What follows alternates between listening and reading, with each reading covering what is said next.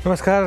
10 के दमदार ट्रेड्स में आपका स्वागत है। वीडियो में रहेंगे अगले आधे घंटे आपके साथ, और हमारे साथ पैनल में राजेश पालवी और अमित सेठ पिछले शो से बने हुए हैं। साथ ही निर्मल बैंक से विकास सालुंके और सेंट्रम ब्रोकिंग के नीलेश जैन भी अपनी टॉप ट्रेड्स के साथ जुड़ेंगे। इसके अलावा बिग मार्केट वर्सेस में आज हमारे साथ दो खास मेहमान जुड़ेंगे। वाइट ओक कैपिटल के CEO आशीष सोमैया से होगी मार्केट फंडामेंटल्स पर बातचीत, और केडियानॉमिक्स से फाउंडर सुशील केडिया से समझेंगे बाजार का टेक्निकल सेटअप।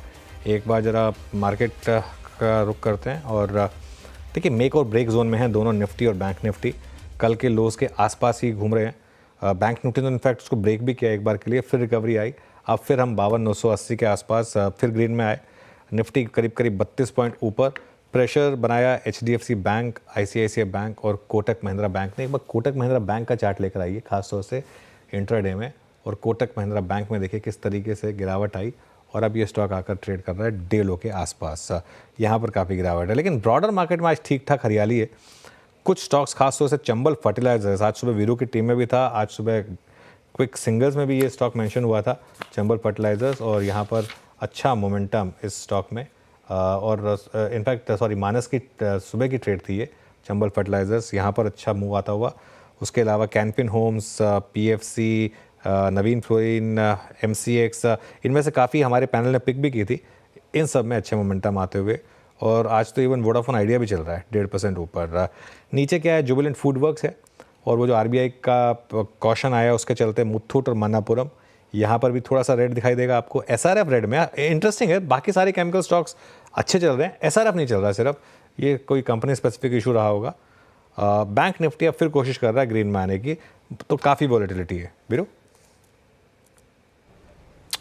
बिल्कुल वॉलेटिलिटी काफ़ी है, और आपने छोटी सी समरी अभी सुनी, और अभी काम करते हैं, ट्रेड्स को पिक करना शुरू करते हैं। राजेश पालवी जी, अमित सेठ जी पिछले कार्यक्रम से इस कार्यक्रम में भी शिरकत कर रहे हैं। विकास सालुके और नीलेश जैन फ्रेश पर्सपेक्टिव लेके जुड़े हैं। आप सभी को नमस्कार, कार्यक्रम में स्वागत है। विकास, आपके दो ट्रेड्स इस वक्त के। गुड मॉर्निंग अनुज जी, वीरेंद्र जी। देखो, ओवरऑल मार्केट का सेटअप अभी भी एक पॉजिटिव टेरिटरी में देखने मिल रहा है, बट स्टॉक स्पेसिफिक मुझे लगता है अच्छा मोमेंटम कैरी करते हुए देखने मिला। पहला बाय कॉल रहेगा JNFC में एक अच्छा ब्रेकआउट यहाँ पे डेली चार्ट पे देखने मिल रहा है, और फ्रेश ब्रेकआउट है। अभी 5 मिनट पहले इसमें एक ब्रेकआउट देखने मिला है 686 के ऊपर का। तो मुझे लगता है अपसाइड में एक अच्छा मोमेंटम कैरी करते हुए देखने मिलेगा। 724 के आसपास के टारगेट यहाँ पे आते हुए देखने मिलेंगे। नीचे में 674 का एक स्टॉप लॉस, आज का डे लो के स्टॉप लॉस से JNFC को यहाँ पे बाय करना है। मोमेंटम इंडिकेटर भी यहाँ पे पॉजिटिव इंडिकेशन दिखा रहा है, तो ओवरऑल यहाँ पे सेटअप बहुत स्ट्रांग है टेक्निकल बेस पे। दूसरा मेरा रहेगा नवीन फ्लोरो का। नवीन फ्लोरो में भी एक अच्छा मोमेंटम कैरी करते हुए देखने मिल रहा है। अगर आप देखोगे तो लॉन्ग टर्म मूविंग एवरेज के ऊपर लास्ट 2 ट्रेडिंग सेशन से उसने अच्छे क्लोजिंग बेसिस पे मेंटेन किया हुआ था। तो नीचे में 3430 का स्टॉप लॉस लगा के ऊपर में मुझे लगता है 3660 के आसपास के टारगेट नवीन फ्लोरो में यहाँ पे आते हुए देखने मिलेंगे। दोनों भी काउंटर यहाँ पे स्ट्रॉन्ग लग रहे हैं, और दोनों में मुझे लगता है पॉजिटिव ड्राइवर यहाँ पे देखने मिल सकता है आगे 1 से 2 दिन में। तो मुझे दोनों काउंटर में लगता है कि 3640 का टारगेट नवीन फ्लोरो में, और JNFC में 724 का टारगेट यहाँ पे आते हुए देखने मिल सकता ओके, दो ट्रेड्स विकास जी के यहाँ पे स्क्रीन पे। नीलेश, गुड मॉर्निंग, आपके दो trades. Good morning Virendra ji, good morning सभी को। देखिए, सबसे पहले खरीदने की सलाह है केमिकल स्पेस में से दीपक नाइट्रेट। इस पर्टिकुलर स्टॉक में काफी बेहतरीन सेटअप है। एक अगर हम डेरिवेटिव डेटा भी देखें तो लगभग 4% के OI एडिशन हमें फिलहाल अभी अभी देखने को मिल रहे हैं। पिछले कुछ एक मिनटों में काफी अच्छा स्पर्ट भी यहाँ पे आया है। तो एक फॉलोअप मूव हम यहाँ पे 3000 से लेके 3050 तक का एक्सपेक्ट करके चल रहे हैं। 3050 के टारगेट के लिए दीपक नाइट्रेट को लॉन्ग करके चलने की सलाह होगी। स्पॉट्स के लेवल्स है, स्टॉप लॉस रखना होगा 2910 का यहाँ पे। तो दीपक नाइट्रेट एक पर्टिकुलर स्टॉक है जहाँ पे खरीदारी की सलाह है। उसके अलावा दूसरा स्टॉक रडार पे है टाटा कम्युनिकेशन। यहाँ पर भी लगातार एक series of high and high bottom formation बनती हुई नजर आ रही है, और ऊपरी स्तर पर अगर हम टारगेट की बात करें तो लगभग 2220 से लेके 2240 तक की अवसर हमें यहाँ पे देखने को मिल सकती है। 2130 का स्टॉप लॉस रख के टाटा कम्युनिकेशन को भी लॉन्ग करने की सलाह होगी। ओके, टाटा कम्युनिकेशन 2162 पे प्लेसमेंट बहुत स्ट्रांग थी और मूव अच्छा देता हुआ। अच्छा, अब एक काम करते हैं, चलते हैं राजेश पालवी जी के पास। राजेश जी, क्या पिक कर रहे हैं आप? वीरेन जी, मेट्रोपोलिस पे नजर है। ये स्टॉक में कंटिन्यूटी बनी हुई है अप ट्रेंड के, और जिस तरीके से स्टॉक में देखे तो थर्ड कंसेक्यूटिव डे है जहाँ पे एक स्ट्रेंथ पॉजिटिव साइड पे बनती हुई दिखी है स्टॉक में। हमें लगता है मेट्रोपोलिस फ्यूचर यहाँ पे बाय किया जा सकता है। अपसाइड के टारगेट यहाँ पे 2290 2300 की तरफ आते हुए दिख सकते हैं। करंट लेवल से स्टॉप लॉस होना चाहिए करीब 2215 के आसपास। दूसरा स्टॉक जो पसंद आ रहा है वो सेम ही स्पेस पे, और उसमें हमें लगता है कि सिंजिन पे भी फोकस किया जा सकता है। यहाँ पे एक पिछले 3-4 ट्रेडिंग सेशन से देखें तो हायर हाई लो फॉर्मेशन बनते हुए दिख रहे हैं स्टॉक में। ओवरऑल स्ट्रक्चर बुलिश है। सिंजिन फ्यूचर पे बाय करने की सलाह है, और यहाँ पे हम टारगेट एक्सपेक्ट करें 935 की तरफ। स्टॉप लॉस रखेंगे करीब 900 रुपए के आसपास। ओके अच्छा, मेट्रोपोलिस लिखिए, ये जो अभी कॉल थी उन्होंने सुबह आज सीधा सौदा की टीम में पिक किया गया था मेरे द्वारा ही। ओआई रीशंस बहुत स्ट्रॉन्ग थे, चार्ल्स की प्लेसमेंट बहुत स्ट्रॉन्ग थी। अब डे हाई पर आके ट्रेड करता हुआ मई 2022 के बाद अब तक की सबसे हाईएस्ट ट्रैजेक्टरी में आके मेट्रोपोलिस ट्रेड करता हुआ, यही एक थॉट था उसको पिक करने के पीछे। अब चलते हैं बाकी ट्रेड्स के लिए अमित जी के पास। अमित जी, क्या पिक कर रहे हैं आप? जी वीरेंद्र जी, मेरी नजर एबीबी पे है। एबीबी एक अच्छे पैटर्न से बाहर आ रहा है। स्टॉक ने 3-4 दिन का कंसोलिडेशन दिया था। कल के सत्र में हमने देखा था कि इसने अपना थोड़े से गेन्स गिव अप कर दिए थे, लेकिन आज वो वापस इसने रिकवर किए हैं। तो इसे बाय करें। 8100 का स्टॉप लॉस रहेगा और टारगेट्स लगभग यहाँ पे रहेंगे 8300 एंड 8400 के। दूसरा स्टॉक मेरा कंटिन्यूएशन कॉल रहेगा, मैंने पहले भी दिया था, दैट वाज गेल। गेल का स्ट्रक्चर काफी अच्छा लग रहा है, मुझे लगता है यहाँ पे ब्रेकआउट आने वाला है, जिस हिसाब से 2 दिन से स्टॉक सस्टेन कर रहा है ऊपर के लेवल्स पे। तो 239 का स्टॉप लॉस, टारगेट्स रहेंगे 245 एंड 248 के। ओके, तो ये इस समय कुछ ट्रेड्स, मार्केट काफ़ी वॉलेटाइल है इस समय। एक स्टॉक जो थोड़ा सा, एक बार मेटल्स इंडेक्स दिखाइए ज़रा। आज चाइना बंद है तो शायद थोड़ा सा लोग सोच रहे हैं कि मेटल्स में प्रॉफिट बुक करके कहीं और लगाया जाए। ये देखिए मेटल्स इंडेक्स करीब करीब 1% नीचे, और उसको लीड कर रहा है JSW स्टील। JSW स्टील आएगा आपकी स्क्रीन पर। ये थोड़ा सा प्रॉफिट बुकिंग यहाँ पर गाबा सर तो है नहीं यहाँ पर अभी समय। अमित सेठ जी, एक बार JSW स्टील का चार्ट देखिए, कोई ट्रेड बन रही है यहाँ पर?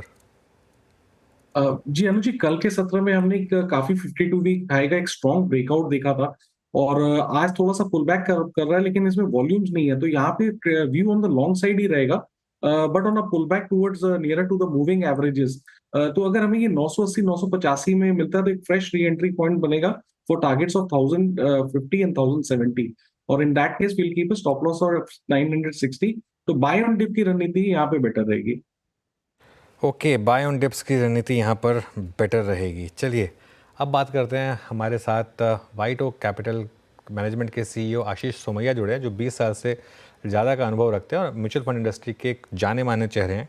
उनसे जानते हैं कि वो इस समय क्या कर रहे हैं। वाइट ओक कैपिटल अब एक ऐसा नाम जो FII भी है और DII भी है, इनका एक अब फंड भी है, और उस फंड में ख़ासतौर से जो फ्लेक्सी कैप फंड है उसमें काफ़ी अच्छी आउट परफॉर्मेंस रही है वर्सेस बेंचमार्क का। उनसे बात करते हैं। Ashish ji, good morning. कल मार्केट में सबसे ज़्यादा चर्चा हो रही थी कि क्या अब FIIs का पैसा चीन में जाएगा और वो भारत से निकल कर जाएगा, क्योंकि वहाँ पर जो स्टिमुलस है और जो वहाँ पर उनका वैल्यूएशन कंफर्ट है वर्सेस इंडिया, और कल हमने 10,000 करोड़ की सेलिंग देखी भी यहाँ पर। क्या ये ट्रेंड बनने का रिस्क है, और अगर हाँ तो क्या मार्केट में करेक्शन आ सकता है? अनुज जी, एक्चुअली अगर आप देखें तो इंडिया का पिछले 3 साल में जो हमने देखा है 2022, 2023 और इस साल भी, तो देखिए क्लियरली 2 तरीके का फ्लो है।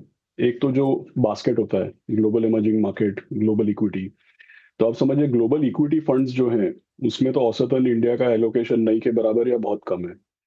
फिर आते हैं ग्लोबल इमर्जिंग मार्केट्स पे, तो पिछले 3 साल में डॉलर की स्ट्रेंथ, यूएस का इंटरेस्ट रेट और चाइना, रशिया, ताइवान, जो भी चीजें हमने देखी, उसकी वजह से ग्लोबल इमर्जिंग मार्केट्स का जो एसेट क्लास है उसमें आउटफ्लो था, और हमारे यहाँ पे भी जो FII आउटफ्लो था उसको आप एट्रीब्यूट कर सकते हैं ग्लोबल इमर्जिंग मार्केट्स के इस बास्केट को, क्योंकि फर्ज कीजिए ग्लोबल इमर्जिंग मार्केट्स के बास्केट में से अगर $100 निकलेगा तो $10-15 इंडिया का भी निकलेगा। तो इमर्जिंग मार्केट बास्केट जो मुझे समझ में आता है वहां पे नेगेटिव फ्लो था, और जो लोग खास करके डायरेक्टली इंडिया में, डेलिबरेटली इंडिया में पैसा डालना चाहते हैं, वो तो पिछले 2-3 साल से फ्लो बढ़ता जा रहा है, बरकरार अगर आप $100 इंडिया में जो आता है उसको ब्रेकअप करें कि भाई dedicated India funds, non dedicated emerging market kind of funds, तो अभी भी 65% पैसा जो इंडिया में आता है वो इमर्जिंग मार्केट और इस तरीके के बास्केट के द्वारा आता है, और जो डायरेक्टली इंडिया डेडिकेटेड आता है वो अभी भी कम है इसके मुकाबले। तो अगर पैसा इमर्जिंग मार्केट के बास्केट में आना है तो ऐसा नहीं हो सकता है ना कि भाई खाली चाइना में आएगा, इंडिया में नहीं आएगा, राइट?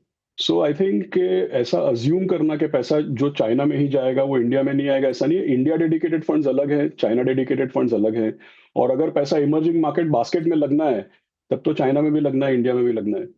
सो आई थिंक इसको एक न्यूआंस तरीके से देखना पड़ेगा, जनरलाइजेशन पॉसिबल नहीं होगा इसमें। ओके। तो अब आप कहाँ पर फ्रेश पैसा लगा रहे हैं? ओवरऑल मार्केट की तो बात हो गई, यहाँ से क्या अभी भी रिटर्न अच्छे मिलेंगे और आपकी प्रेफर्ड थीम्स क्या होंगी? सोनू जी, अभी एक्चुअली अगर आप देखें तो पिछले 3 महीने से तो क्लियरली सेक्टर रोटेशन देखने को मिल रहा है, और प्रेफर्ड थीम्स अगर आप देखें, मार्केट हमेशा रिलेटिव वैल्यूएशन पे चलता है। सो आईटी अगर आप देखें, IT, selected consumer, capital market companies, private sector banks, comfort तो यहीं पे दिख रहा है। और हम लोगों का वैसे भी ऑन एन एवरेज अगर आप हिस्टोरिकली हमारे पोर्टफोलियोज में देखें तो क्योंकि ये हेट्रोजिनस सेक्टर्स है, यहाँ पे स्टॉक सिलेक्शन की काफ़ी रोल होती है, मैक्रो के बजाय स्टॉक सिलेक्शन की रोल ज़्यादा होती है। तो इन सब सेक्टर्स में हमेशा ओवरवेट होता है, और अभी भी private sector banks, selected IT, capital market companies, consumer, pharmaceutical, ये सब चीज़ों में ज़्यादा पोटेंशियल जो अब तक चल रहा है। उसमें से मैन्युफैक्चरिंग फिर भी एक चीज़ जो बरकरार है, अभी भी पोर्टफोलियो में इंडस्ट्रियल्स वगैरह ओवरवेट है, सो वो वैसे रहेगा। Ashish ji, good morning. वीरेंद्र बोल रहा हूँ दिल्ली स्टूडियोज से। अभी आपने प्राइवेट बैंक्स का जिक्र Morning. किया, अगर मैं इस डिस्कशन में पूरे के पूरे रेट सेंसिटिव्स को इंक्लूड करूँ, आपका टेक क्या है एज ए फंड मैनेजर? जो ये पिछले 1 महीने में एक घटना घटित हुई है यूएस में, रेट कट, जो ये एक लंबे अंतराल के बाद ये रेट कट की साइकिल शुरू हुई, भारत में कब तक प्रारंभ हो सकती है? ऐसे में रेट सेंसिटिव्स पर आपका टेक इस वक्त? वीरेंद्र जी, एक्चुअली 2 चीज़ें हैं इसमें। पहली बात यह है कि अगर आप देखें तो मार्केट में रिलेटिव वैल्यूएशन की एक बात है, फ्लोज की एक बात है। सो आप देखिए पिछले 3 से 4 महीने में अगर आप अपग्रेड्स भी देखें, अगर आप इन्वेस्टमेंट अपॉर्चुनिटीज भी कहाँ बताई जा रही है वो देखें, तो सीक्वेंशियली एक तरीके से सेक्टर रोटेशन हमको ऑलरेडी देखने को मिल रहा है। दूसरा, बैंकिंग के लिए मॉनेटरी पॉलिसी, लिक्विडिटी टाइटनेस, ये सब चीज़ें डेफिनेटली एक तरीके से इशू बन रहा था। लेकिन अब देखिए कि यूएस का जब से मॉनेटरी पॉलिसी का रिलैक्सेशन है, और यहाँ पे भी समझिए फर्स्ट क्वार्टर में स्पेंडिंग स्लो थी, इलेक्शन का माहौल था। अब आप देखें तो इंटरबैंक लिक्विडिटी का जो चेंज है, एक्सपेक्टेडली, मतलब जितना यूएस में रेट कट का अंदेशा है उतना इंडिया में नहीं हो सकता, क्योंकि उनकी आर्थिक व्यवस्था तेजी से मंदी की तरफ जा रही है। हमारी आर्थिक व्यवस्था पिछले 3 साल में मंदी से उभर के तेजी की तरफ जा रही है। तो वो लोग जिस तरीके का रेट कट इंडिकेट करेंगे उतना रेट कट की गुंजाइश यहाँ पे शायद है नहीं। लेकिन आने वाले 3 महीने में हम एक्सपेक्ट कर सकते हैं कि कहीं ना कहीं पे एक ये पॉलिसी चेंज होगा। लेकिन मार्केट में ऑलरेडी आप सेकेंडरी मार्केट यील्ड्स देखिए, मार्केट में अगर आप लिक्विडिटी देखिए, तो एक तरीके से मॉनेटरी पॉलिसी का और लिक्विडिटी मैनेजमेंट का रुख है वो तो बदलता हुआ नजर आ रहा है। आप रुपये को भी देखिए तो मामूली से अप्रिसिएशन देखने को मिल रहा है हम लोगों को। सो मुझे ऐसा लग रहा है कि कहीं ना कहीं पे आने वाले 3 महीनों में ऑलरेडी एक चेंज शुरू हो गया है, और आने वाले 3 महीनों में और हम लोगों को मॉनेटरी पॉलिसी में चेंजेस देखने को मिलेंगे।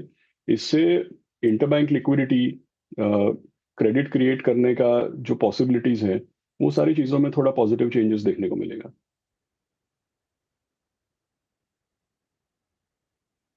लिए तो यहाँ पे इस पहलू पे बात हो गई। अच्छा आशीष जी, जो स्क्रीन पे हम प्राइस मैसेज रीड कर पा रहे हैं, हालांकि अर्निंग्स में कुछ सुधार नहीं आया है, वो मैं बात कर रहा हूँ जिसकी, वो है कमोडिटीज़ में, वो है केमिकल स्पेस। इसमें आप लोगों ने क्या व्यू बनाया है? आपका निजी राय क्या है केमिकल बास्केट पे इस वक्त? पिछले थोड़े समय में वीरेंद्र जी, बेसिकली हमारे जो टीम है, हमारे जो एनालिस्ट हैं, इनका सोचना इस तरीके का है कि कोविड के बाद पहले डिमांड क्रंच, डिमांड के बाद ओवर सप्लाई, ओवर स्टॉकिंग, और ये जो एक्सेस स्टॉकिंग वगैरह जो है, ये पिछले 2-3 महीनों से हमको ऐसा नजर आ रहा है कि भाई ये अभी क्लियर अप हो गया है। मतलब जो सप्लाई चेन में जो एक्सेसेस होते हैं वो क्लियर अप हो गए हैं, और आने वाले थोड़े समय में प्राइसिंग फर्म होने की और सिचुएशन इंप्रूव करने का अंदेशा है। तो हमारे पोर्टफोलियोज में बरकरार एक्सपोजर है, और यहाँ से इम्प्रूवमेंट की एक्सपेक्टेशन है हमारी। ओके, बिल्कुल। अच्छा, ये जो एक चीज़ मैं आपसे पूछने चाह रहा था, पीएलआई वाले स्टॉक्स हैं या ईएमएस वाले जो स्पेसेस हैं जहाँ पर बहुत पैसा बना, क्या ये थीम अभी भी इंटैक्ट है आपके फंड में? है क्या ये डिक्सन, एम्बर जैसे इस तरीके के स्टॉक्स? तो अनुज जी ज़रूर, एक्चुअली देखिए, अगर आप मल्टीपल्स की बात करते हैं तो पिछले 5 साल से, जैसे डिक्सन की आपने बात की, जब से लिस्ट किया तब से एक तरीके से एक्सपेंसिव माना जाता है और उस तरीके का रिटर्न भी बना है। लेकिन अब क्या है कि यहाँ पे बात ये हो गई है कि पोटेंशियल, मतलब बार बार समझो प्रॉफिट बुक करते हैं, थोड़ा एक्सपोजर कम करते हैं, नए आइडियाज ढूंढते हैं, लेकिन इसमें आइडियाज मिल भी रहे हैं टीम को, मैन्युफैक्चरिंग, आउटसोर्सिंग, कंपोनेंट्स, ये सब चीज़ों में आइडियाज मिल भी रहे हैं टीम को, और शायद आगे पोटेंशियल भी, जितना हमने अब तक देखा है उससे पोटेंशियल भी कई ज़्यादा है। तो depending on the relative valuation portfolios में चेंजेस होते हैं, लेकिन अगर थीम की बात करें तो ये एक्सपोजर बरकरार रहेगा, नए आइडियाज भी इसमें चलेंगे, एग्जिस्टिंग आइडियाज भी पोर्टफोलियोज में बरकरार हैं, और आगे जाकर के अच्छा पोटेंशियल दिखता है इसमें। अच्छा आशीष जी, एक एक स्पेस पे कमेंट आपके और लेंगे, क्योंकि अभी जब मैं रेट सेंसिटिव्स की बात कर रहा था तो मैं रियल स्टेट पे आ रहा हूँ। अल्टीमेटली मेरा प्रश्न केंद्रित है रियल स्टेट पे। स्टॉक्स में मूव अच्छा खासा है, बट रियल स्टेट के साथ जो रियल स्टेट एंसिलरी में चार्म था 2023 में, 22 में, 21 में, वो अभी पिछले कुछ महीनों से विजिबल नहीं है। प्राइस डैमेजेस भी हुए हैं लास्ट रिपोर्टेड अर्निंग्स के बाद। Real estate ancillary, home improvement, ये सेगमेंट, इन प्राइसेस पे आप लोगों का व्यू क्या है? सो वीरेंद्र जी, हमारे पोर्टफोलियोज में है एक्सपोजर। अगर आप देखें होम एंसिलरीज में सिलेक्टेड जो भी कंपोनेंट्स हैं, या होम एंसिलरीज, होम इम्प्रूवमेंट्स, ये सारों में एक्सपोजर है पोर्टफोलियोज में, खास करके क्योंकि एक डायरेक्टली रियल एस्टेट स्टॉक्स में हमारा ज़्यादा एक्सपोजर नहीं था। सिलेक्टिवली एक दो स्टॉक्स में एक्सपोजर है, जैसे अभी भी आप स्क्रीन में दिखा रहे हैं, इसमें से 2-3 स्टॉक्स में से एक्सपोजर है, बट वो पोर्टफोलियो वेटेज में बहुत ज़्यादा नहीं है, एंसिलरीज का वेटेज ज़्यादा है। और आई थिंक क्या है कि प्राइसिंग को लेकर के या वैल्यूएशंस को लेकर के आगे पीछे कभी प्रॉफिट बुकिंग, कभी रिडक्शन, बट अल्टीमेटली अगर आप आने वाले 3 साल की बात करें तो रियल एस्टेट सेक्टर इटसेल्फ, अभी तो मेरे ख्याल में जैसे कोविड के बाद एक साइकिल शुरू हुई है।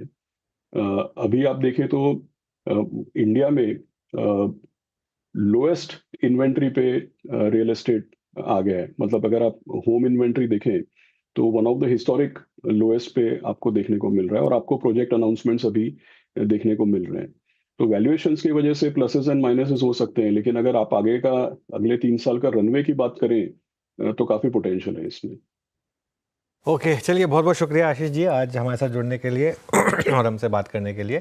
Thank you. अब थोड़ा आगे बढ़ा जाए और थोड़ा मार्केट के टेक्निकल सेटअप की भी चर्चा कर ली जाए। हमारे साथ केडियानॉमिक्स के फाउंडर सुशील केडिया जुड़े हैं। Sushil ji, good morning.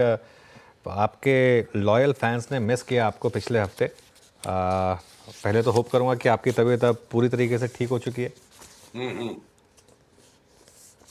Yes अनुज। ओके, ओके, बताइए मार्केट पर अब क्या व्यू बन रहा है सुशील? क्योंकि एक मार्केट में बड़ी रैली हुई और कल एक डिक्लाइन आया, तो अब क्या व्यू बन रहा है?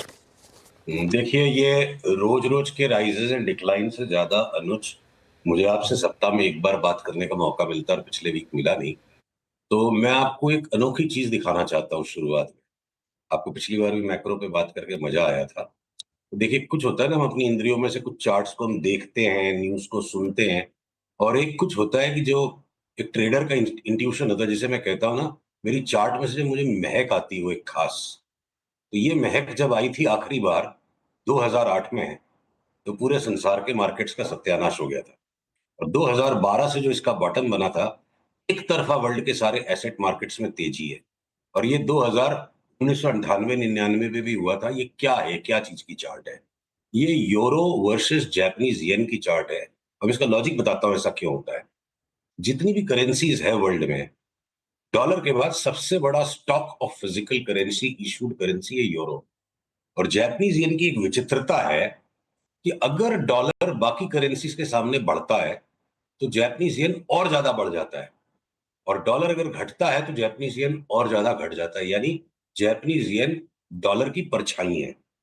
तो आप जब यूरो और जेपीवाई की रेशियो को देखते हो, डॉलर के बाहर सबसे बड़ी करेंसी बनाम सबसे संवेदनशील करेंसी, तो ये पेयर की जो हाईएस्ट सेंसिटिविटी होती है और उसकी प्रेडिक्टिव वैल्यू स्टैटिस्टिकली भी वैलिड है, मैंने टेस्ट रन किए हैं। जब जब ग्लोबल एसेट्स मार्केट में एक तरफा 5-7 साल का ट्रेंड या साल 2 साल का बड़ा कोई भीषण करेक्शन आने वाला होता है, ये सबसे पहले बॉटम या टॉप हो जाती है। तो यूरो जेपीवाई का ये जो पैटर्न जो टॉप आउट होके जो स्लैश आया मई में और अब एक माइनर जो रिबाउंड आ रही है, इस लाइन तक भी जा नहीं पा रहा है। तो इसलिए देखिए, या तो मैंने जो इतने साल में सीखा मैं सब कुछ भूल जाऊं, भूल नहीं पा रहा हूं, तो मैं सारे लार्ज कैप्स पे इसीलिए हमेशा अल्ट्रा कॉशियस होके चलूंगा। अब मैं उनसे अगर उतर के हमारे नॉर्मल स्टॉक की चार्ट रीडिंग की बात पे आता हूं अनुज, और ये सारे पैटर्न्स, ये जो यूरो जेपीवाई वाला पैटर्न वर्ल्ड की हर एक इक्विटी इंडाइसेस को इम्पैक्ट कर रहा है, जिसको मैं इग्नोर नहीं कर सकता। तो फिर मैंने डिटेल में जाके देखा, अगर मैं लार्ज कैप्स को कछुए कछुए मान लेता हूं और ये स्मॉलर मिड कैप्स को हम खरगोश मान लेते हैं, तो कछुए और खरगोश की कहानी हमेशा होती है बाजार में। कछुए अपनी मंथर गति से चल चल के सारे इकट्ठा हो गए, सब अपने फाइनल पड़ाव तक पहुंच गए। खरगोश बीच में थोड़े घमंडी हो गए थे, अब उन्होंने जोर से वापस ब्रेकआउट दे दिया। तो दुनिया भर के 60-70-80 स्टॉक्स में लास्ट 10 दिन में हमारे नए बाई कॉल्स आए, उन पे भी हम आएंगे। और अनुज, लार्ज कैप्स में बड़ी सीरियस चेतावनी के पैटर्न्स बने हुए हैं और दोनों स्पेसेस को, मिड और स्मॉल कैप्स को अलग तराजू में देखना होगा, लार्ज कैप्स को अलग में देखना होगा। खाली इंडेक्स को देख के चलने पे आदमी कभी वापस चपेट में आए। ओके अच्छा, सिंस आपने बात कर ली थोड़ी मैक्रो की और ग्लोबल मैक्रो की बात कर ली, थोड़ा उसी को और एक्सटेंड करते हैं, स्टॉक्स के बाद उसके बाद कर लेंगे। चाइना में जो हुआ वो उसको कैसे देख रहे हैं आप, और एक जो रिस्क बन रहा है कि अब चाइनीज़ मार्केट यहाँ से बहुत बड़ी आउट परफॉर्मेंस दिखा सकती है, क्या वो टाइन कर रही है आपके इस व्यू से कि लार्ज कैप में करेक्शन आ सकती है? देखिए, ये बात अपनी बहुत स्पष्ट शब्दों में हुई भी थी कि bull is going into the China shop. एक मैंने सरकास्टिक तरीके से आपको कहा भी था कि bull is going into the China shop. आवरा है ना, जब सांड मर्तबानों की दुकान में घुसता है तो सब कुछ सारे संसार में तोड़फोड़ मचवा देता है। तो वो घटना यहाँ जो हो रही है, शंघाई कॉम्पोजिट की मैं चार्ट आपके सामने खोलता हूँ। ये देखिए, हमने पहले इसको से डिस्कस हुआ था 15 दिन पहले कि एक तरफा चाइना में तेजी आएगी, और शायद हमने और भी किसी चैनल पर इसके बारे में बात करने का मौका मिला था।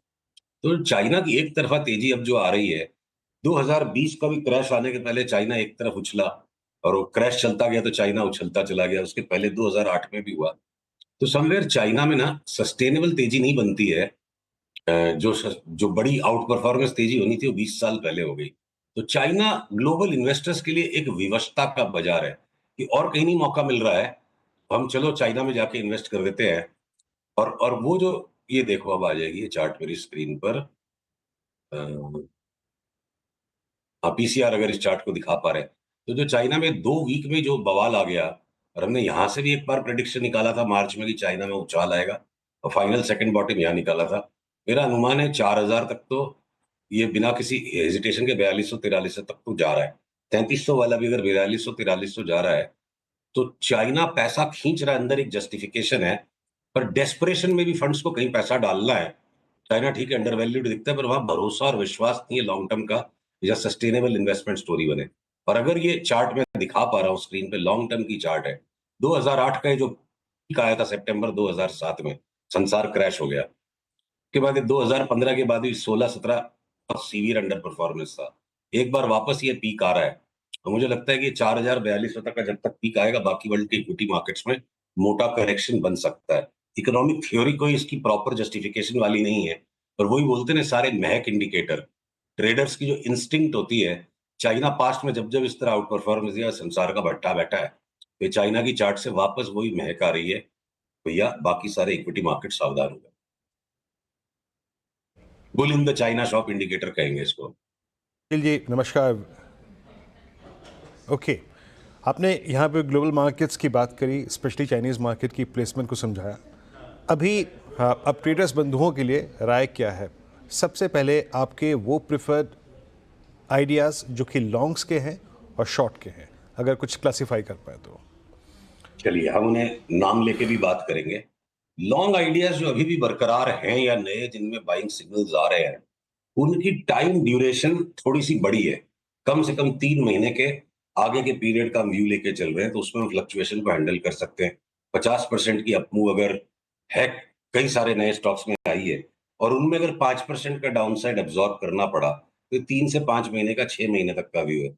और जो लार्ज कैप्स के अंदर में जहां पे बिकवाली के संकेत आने लग गए हैं या जिनको हम अब बिल्कुल तैयार है कि जब सिग्नल आएंगे शॉर्ट सेल करेंगे, वो much more shorter time horizon के हैं। इस टाइम के डिफरेंस को समझने के बाद तो देखिए पहले लार्ज कैप्स में बताऊं कहीं छिपने की जगह दिख रही है क्या? जो एफएमसीजी में हमने खूंखार तेजी करी, ए टू जेड स्टॉक्स में अब हम सेल सिग्नल के लिए वेट कर रहे हैं। मेरे को हिंदुस्तान लीवर में शॉर्ट सेल सिग्नल का मौका आ गया तो शॉर्ट सेल करने में कोई हेजिटेशन नहीं होगी।